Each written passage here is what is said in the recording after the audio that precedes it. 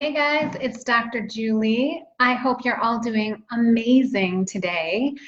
I wanted to hop on real quick. I was talking to someone the other day and they said to me, I know this is going to sound crazy, but when I did keto, I gained 10 pounds and my blood sugar was actually worse than it was before.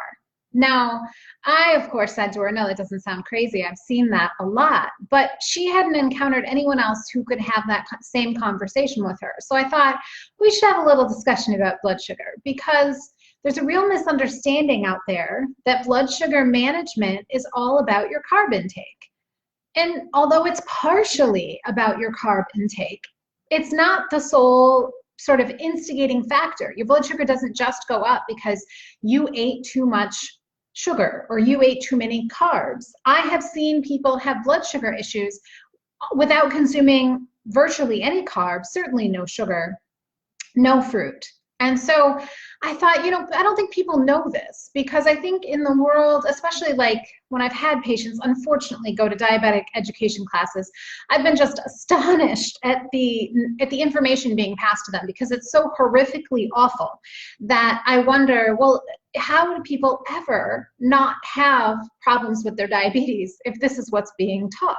So the truth is that we have a problem with diabetes in this country partially because of our carb intake. But I will tell you that the Chinese have higher carb intakes than we do, and they don't have as much diabetes. And that's true of a lot of cultures that still have, food traditions. So what is it then? Well, it's partially the quality of the food. So the food supply here sucks. I mean, it's the most honest and truthful way to talk about that. And I'm sorry for being so blunt, but the reality is that we have a food supply that's not meant for human consumption. We consume far too many things that were pre-made. Now you may think, but that shouldn't matter, but it does because pre-made foods are filled with chemical components used to help stabilize them. Now that causes inflammation.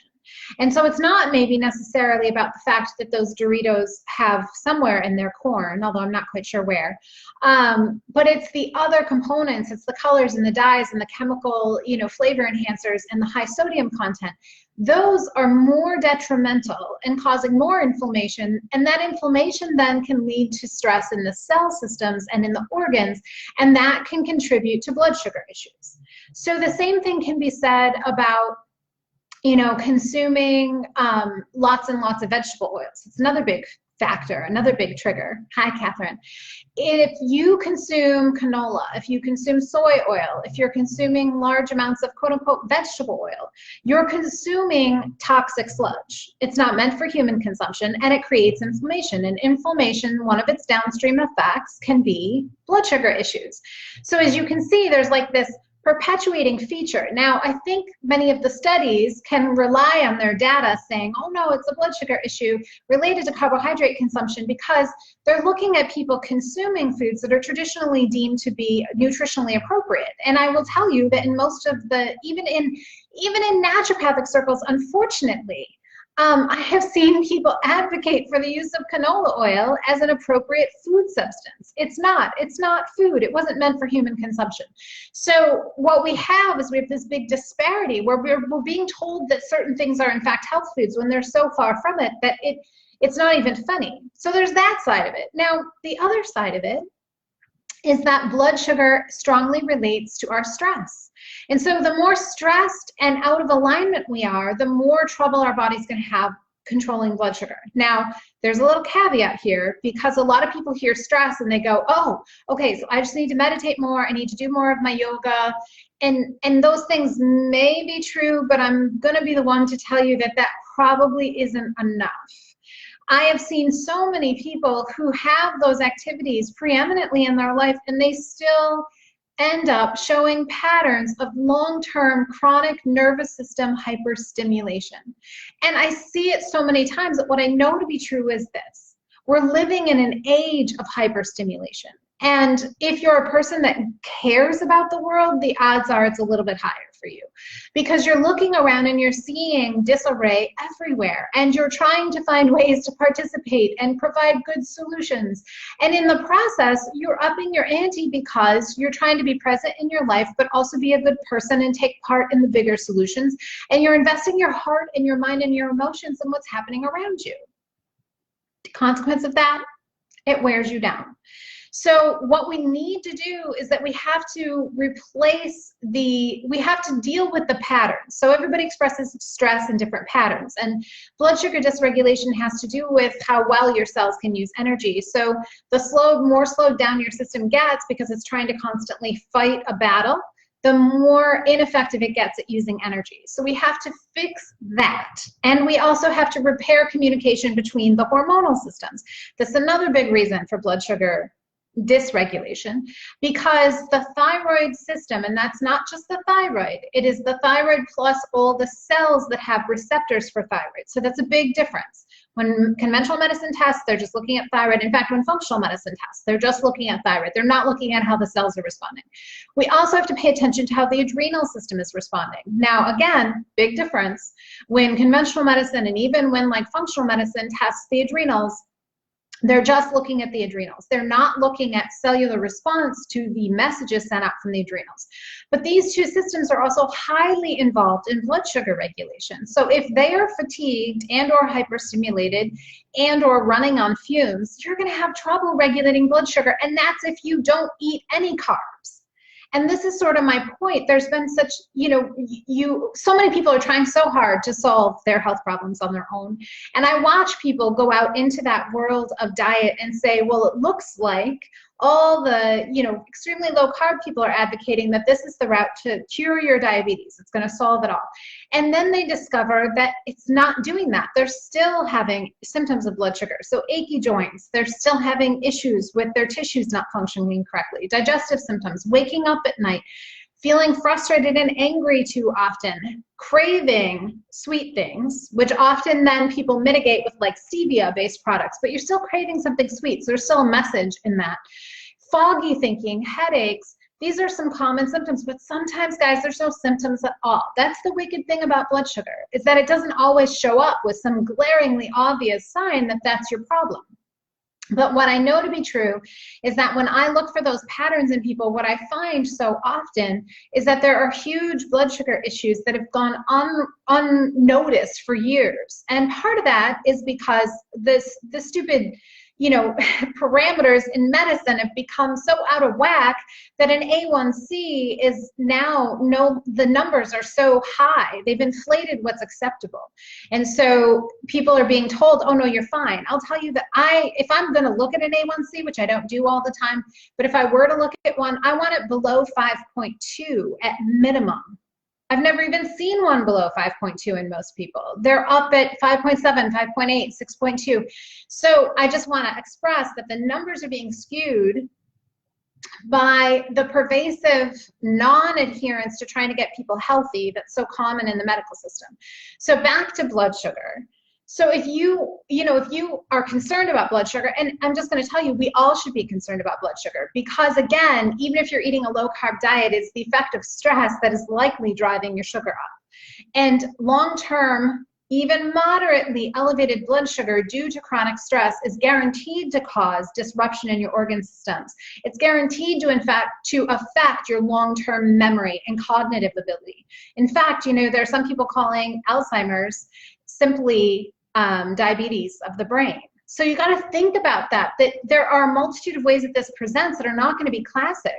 The other thing that you need to think about is that type 2 diabetes, a diagnosis of borderline and or type 2, it's a call to action. It is not a call to take metformin.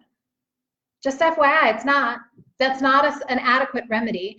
Yes, it sometimes lowers blood sugar. Even now they're using it just simply as a weight loss tool, which truly drives me insane, because we're not accomplishing a solution to the actual problem. We're just pushing on the body so we make labs look better. But in reality, the same inflammation that propagated the problem in the first place is still there. So what I want you to understand is that if you're finding that you're starting to wake up and you're going, okay, so I need to be concerned about blood sugar, even if it hasn't yet been told to me that it's a problem, the first thing you need to do is recognize that on your own, this is kind of hard to solve. That's the simple truth, because turning off the stress response is not as easy as just meditating and doing yoga. I will tell you, in my own family, I have the most amazing parents on the planet. I grew up in a house where they got up early to meditate and exercise before they went to work. They have been people who have done, stretching and yoga and meditation and prayer since before I was born. It's just who they are. And in retirement, they have continued those practices, going to yoga like 3 times a week, gentle walks outside, meditation. But even still, because my mom is such a person who cares so deeply about the world. She's a social worker, she's a trauma specialist, she's been a minister, and she found herself exhibiting patterns of elevated chronic stress because she cares so much. And she was living in that place of service and attentiveness to what people's needs really were. And we still had to do work to turn off her stress response by working off her patterns. And she was exhibiting, honestly, some of the best behaviors in terms of that anyone I've ever worked with ever could have happened. In addition to that, because I do acupuncture, she gets acupuncture and massage and all these beautiful things. So she's a great example of the fact that in this modern world, the rules of the game have changed. Unfortunately, it's not enough to just take a little break or incorporate some quiet time into your life. It doesn't work the same because our systems are actually being hardwired to be so chronically on that they don't know how to turn off. And that is the reason for blood sugar dysregulation. That's the reason for so many people exhibiting signs of type 2 diabetes.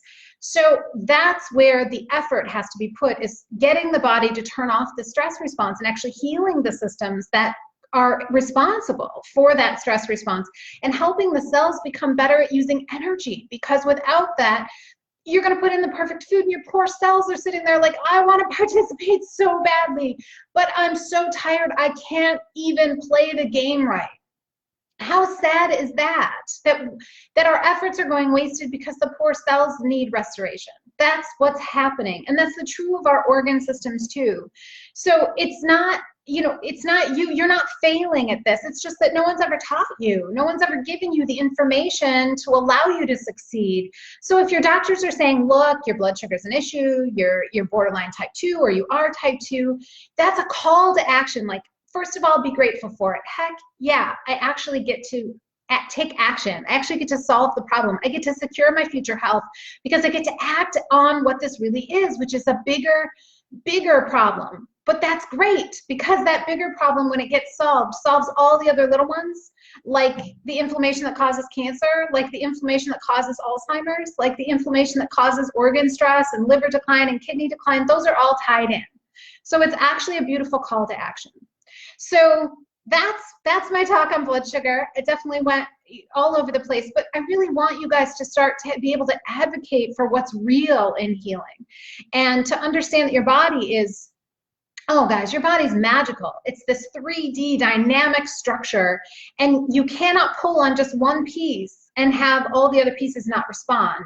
It is so much more dynamic than that. So we need to think in terms of those things, because that's where our key to longevity lies. This old system, it's gonna crumble, because you can't just look at one organ system and think that you've solved the whole problem.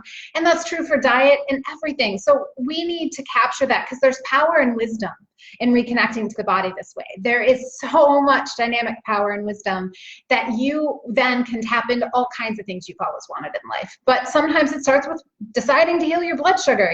Sometimes that's the impetus, and that's a beautiful impetus as well. So I wish you all just a beautiful, wonderful day, and I want you to know that it's capable to heal at all points in our life, and it's never too late, and we can always accomplish change. We just have to believe in that truly unique, complex nature of our body and go, I'm ready to honor it at every level. All right? Well, you guys have a beautiful day. Many blessings.